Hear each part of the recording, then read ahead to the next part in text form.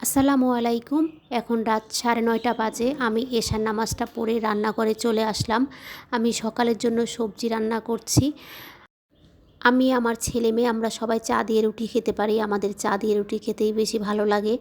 আমার জামাইয়ের জন্য সবজি রান্না করছি। আর ওনার ডায়াবেটিস, উনি তো মিষ্টি জাতীয় খাবার খেতে পারে না।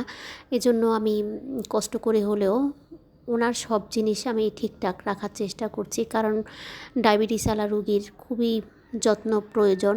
তার খাওয়া দাওয়া সব দিক থেকে সতর্ক থাকা প্রয়োজন। প্রতিটা স্ত্রী চায় নিজের যাই হোক, হাজব্যান্ড সন্তানটা যেন ভালো থাকে।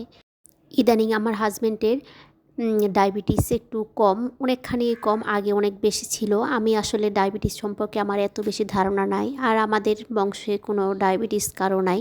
এজন্য আমি ডায়াবেটিস জিনিসটা একটু কম বুঝি। এখন আমি অনলাইনে বিভিন্ন ইয়েগুলো দেখে আমি ডায়াবেটিস কিভাবে ভালো হয়, মানে এগুলো আমি দেখতে দেখতে এখন আমি মোটামুটি অনেক ভালোভাবে বুঝি কী খেলে ডায়াবেটিস বাড়বে, কী খেলে কমবে।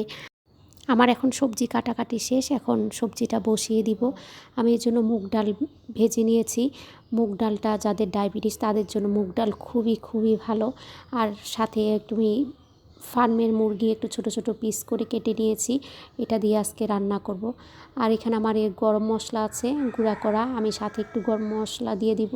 আর এখানে হচ্ছে রাঁধুনি মাংসের গরম মশলা। আর আমি খুব হালকা মশলা দিয়ে রান্না করছি, সামান্য একটু আদা আর রসুন দিয়ে দিয়েছি। আর এখানে হচ্ছে আমি 4 দিনের সবজি আজকে রান্না করব, কারণ প্রতিদিন তার জন্য একটু একটু সবজি রান্না করা সম্ভব না।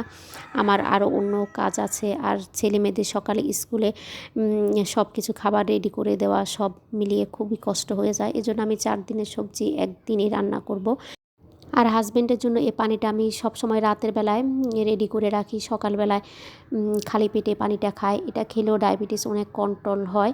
আর আপনারা যদি কেউ জানতে চান কিভাবে আমি জিনিসটা বানিয়েছি, তাহলে হয়তো ডিটেলসে আপনাদেরকে দেখাবো। আর এটা আমি বানিয়ে রাখবো, সকালবেলা আর একটু বেশি করে পানি মিক্সড করে খেয়ে নেবে খালি পেটে। আর এটা হচ্ছে আমার সবজি রান্না করা শেষ। আজকে এ পর্যন্তই। আল্লাহ হাফেজ।